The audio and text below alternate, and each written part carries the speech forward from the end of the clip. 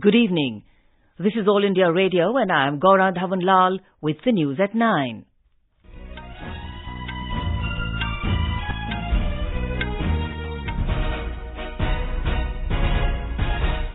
The headlines. Parliament passes Special Protection Group Amendment Bill. Also approves Bill for merger of Dadra and Nagar Haveli and Daman and Diu. Government begins implementing nationwide portability of benefits under National Food Security Act for migratory beneficiaries. Filing of nominations for fifth and final phase of Jharkhand Assembly elections ends. In Karnataka, campaigning concludes for by-election to 15 Assembly constituencies. And in sports, India bagged 10 gold medals at 13th South Asian Games in Kathmandu today.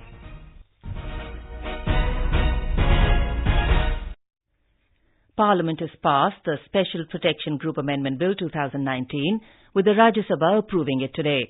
The Lok Sabha has already passed the bill. The proposed amendments in the SPG bill will provide security to the Prime Minister and members of his immediate family residing with him at his official residence. It will also provide security for a period of 5 years to former Prime Ministers and their immediate family members residing with them at the residence allotted to them. The bill says that when proximate security is withdrawn from a former Prime Minister, such proximate security will also stand withdrawn from members of their immediate family. Replying to the discussion, Home Minister Amit Shah said, the question of political vendetta does not arise in bringing the amendment, as the SPG cover is meant only for the physical and communication security of the Prime Minister. Special protection group जो बना है वो प्रधानमंत्री की सिर्फ security के लिए नहीं बना, वो प्रधानमंत्री की व्यक्तिगत सिक्योरिटी की तो चिंता करता ही करता है, उनके कम्युनिकेशन की भी चिंता करता है, उनके पत्राचार की भी चिंता करता है, उनके आरोग्य की भी चिंता करता है, उनके कार्यालय के अंदर किसी प्रकार का बगिंग न हो इसकी भी चिंता करता है. The minister said the SPG cover cannot go on endlessly for a particular family in a democracy. He said he is not against any specific family, but only against any family rule. Later, not satisfied with the minister's reply, the opposition, including the Congress, DMK and Left parties, staged a walkout. Earlier, initiating the discussion, Vivek Tanka of the Congress criticized the move, saying politics is being played in a sensitive matter like security. Manas Ranjan Bhunia of the TMC said, before amending the Act, it must be kept in mind that the Nehru-Gandhi family has lost 2 members in terror attacks. Ram Gopal Yadav of the Samajwadi Party said, any security cover should be based on the threat perception, adding it should not be viewed as a status symbol. On the other hand, RCP Singh of the JDU and Prasanna Acharya of the BJD also supported the bill. Parliament has passed the Dadra and Nagar Haveli and Daman and Diu Merger of Union Territories Bill 2019, with the Rajya Sabha passing it today. The Lok Sabha had already passed the bill. The bill provides for the merger of Union Territories of Dadra and Nagar Haveli and Daman and Diu. It is aimed at providing better delivery of services to citizens of both the UTs by improving efficiency and reduction in paperwork and administrative expenditure.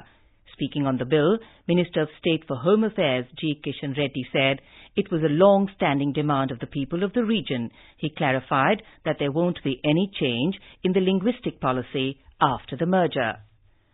The government has suspended 3 security personnel following a security breach of Congress General Secretary Priyanka Vadra. It has also ordered a high-level inquiry into the matter.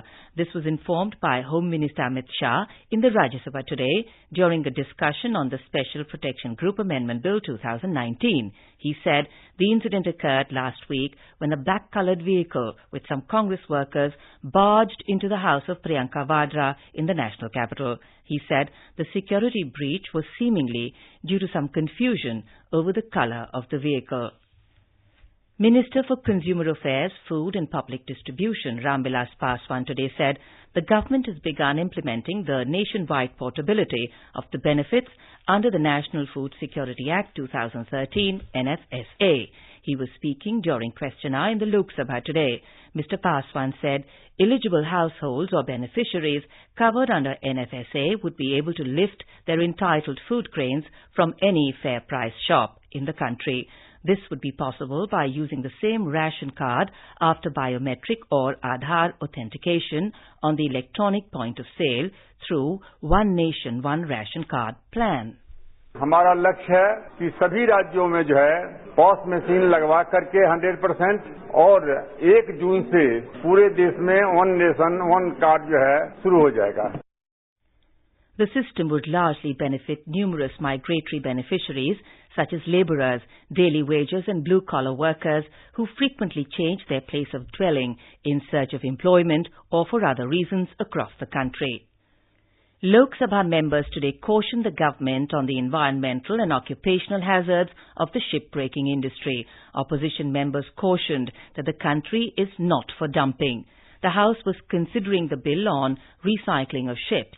Moving the bill in the House, Minister of State for Shipping Independent Charge, Mr. Mansukh L. Mandaviya, said that the bill is aimed at providing regulation for the recycling of ships by setting certain standards.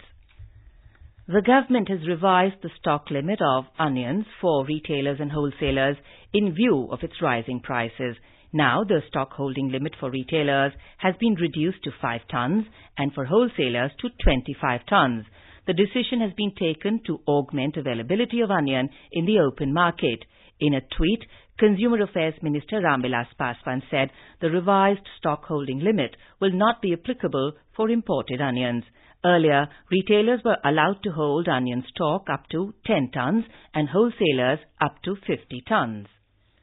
India today successfully test-fired its indigenously developed surface-to-surface nuclear-capable Prithvi 2 missile off the Odisha coast. The Strategic Forces Command of the Indian Army conducted the user trial of the 350-kilometer range missile from a mobile launcher at Chandipur. Defence sources said the missile weighs about 4,600 kilograms and all parameters within the stipulated time period were achieved. Public sector banks, PSBs, have disbursed 4,91,000 crore rupees as loans during the months of October and November this year under the Customer Outreach Initiative. The Finance Ministry said in a statement that these banks disbursed 2.52 lakh crore rupees in October and 2.39 lakh crore rupees in November under this outreach initiative. In these 2 months, around 73,000 crore rupees were disbursed to MSMEs and over 78,000 crore rupees to the agriculture sector. This is All India Radio giving you the news. For quick news updates, visit our News on AIR app and follow us on Twitter @AIR News Alerts.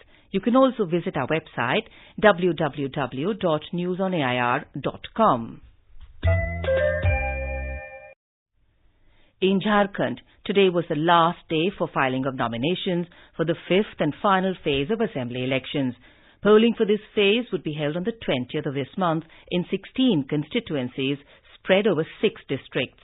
Scrutiny of papers would be undertaken tomorrow, and the last date for withdrawal of names is the 6th of December.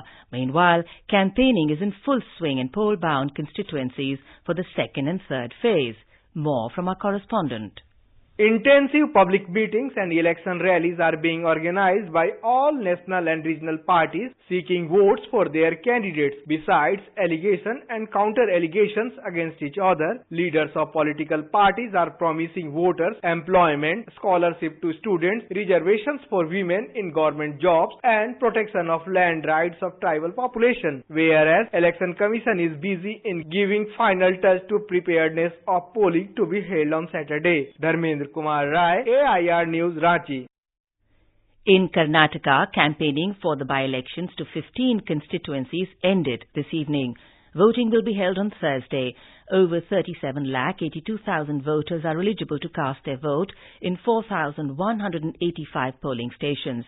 The by-election was necessitated due to the resignation of 15 MLAs from the Congress and JDS, who are now fighting the by-poll on a BJP ticket. More from our correspondent.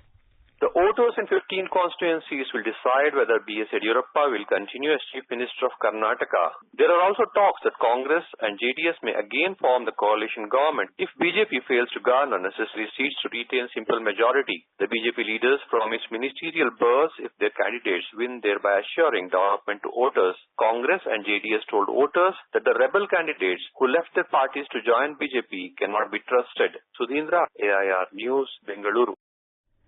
The BJP at present has the strength of 105 members in the Legislative Assembly and need to reach 113 for a simple majority in a House of 224 members. Vice President M. Venkaiah Naidu has stressed on the need to focus on ensuring good quality, easily accessible and affordable maternal healthcare services for all women. Launching the Bharatiya Poshan Anthem in New Delhi, Mr. Naidu said people's participation is essential to ensure holistic development and adequate nutrition for pregnant women, mothers and children. Union Housing and Urban Affairs Secretary Durga Shankar Mishra said the decision of the government to give land title rights to property owners of 1,731 unauthorized colonies in Delhi will benefit at least 40 lakh people. He said this in an exclusive to All India Radio News. He added the land titles will be accorded within 180 days from the date of the landowners submitting their applications. Public के लिए एक अलग से portal बन रहा है जो कि रजिस्ट्रेशन करने का काम 5 दिसंबर से लोग अपना इन्फॉर्मेशन उस पर अपलोड करना चालू कर देंगे, रजिस्टर हो जाएंगे, पासवर्ड मिल जाएगा और अपना अपलोडिंग की सुविधा जो है 16 दिसंबर से पूरी तरह से इसको खोल देंगे. Tune in to the FM Gold channel of All India Radio at 9:30 tonight to listen to the complete program. The National Federation of the Blind today expressed gratitude towards the NDA government and Railway Minister Piyush Goyal for doing justice to all categories of persons with disabilities and for undertaking the present Railway Group D recruitment in a transparent and fair manner. Briefing the media in New Delhi, General Secretary of the Federation, S.K. Rungta, said this recruitment is unparalleled in which such a large number of vacancies have been reserved for different categories of Divyangjan. They issued an office memorandum saying that we will reserve 1% each for each category of disability, 4 categories of disabilities, in accordance with the statute. And they specifically reserved 609 vacancies for each of the 4 categories, that making it a total of 2,436 vacancies. Rating agency S&P, in its report released today, has reaffirmed the sovereign credit rating of India at BBB, with the outlook as stable. In their summary publication on India, they have stated that India's economy continues to achieve impressive long-term growth rates despite a recent deceleration. The report said that it is believed that the economic slowdown is cyclical rather than structural. They expect the country to continue to outperform its peers on the back of rising domestic demand and strong demographics. India dominated the 13th South Asian Games in Nepal today by clinching 10 gold in athletics, volleyball, shooting and table tennis. In the track and field events, India won 4 gold, 4 silver and 2 bronze on the opening day today. In volleyball, the Indian men's and women's teams won gold. The men's team defeated Pakistan 3-1 and the women's team beat hosts Nepal 3-2 in a thrilling final. In shooting, India swept all the medals on offer in the women's 10-meter air rifle event, with Mehuli Ghosh winning the gold. India also won the team gold in the 10 meters air rifle event. In table tennis, the Indian men's and women's teams claimed gold medals, defeating Nepal and Sri Lanka respectively in the finals. Tourism Minister Prahlad Singh Patel today unveiled the Kalash containing soil from Jallianwala Bagh, the soil of martyrs, at the National Museum in New Delhi. Speaking on the occasion, Mr. Patel said the main idea behind displaying the Kalash in the National Museum is to inspire the youth in the country, especially children, and pay tribute to the martyrs of the freedom struggle. And now, before we close, the headlines once again. Parliament passes Special Protection Group Amendment Bill. Also approves bill for merger of Dadra and Nagar Haveli and Daman and Diu. Government begins implementing nationwide portability of benefits under National Food Security Act for migratory beneficiaries. Filing of nominations for 5th and final phase of Jharkhand Assembly elections ends. In Karnataka, campaigning concludes for by-election to 15 assembly constituencies. And in sports, India bagged 10 gold medals at 13th South Asian Games in Kathmandu today. And that is all in the news at 9. Good night.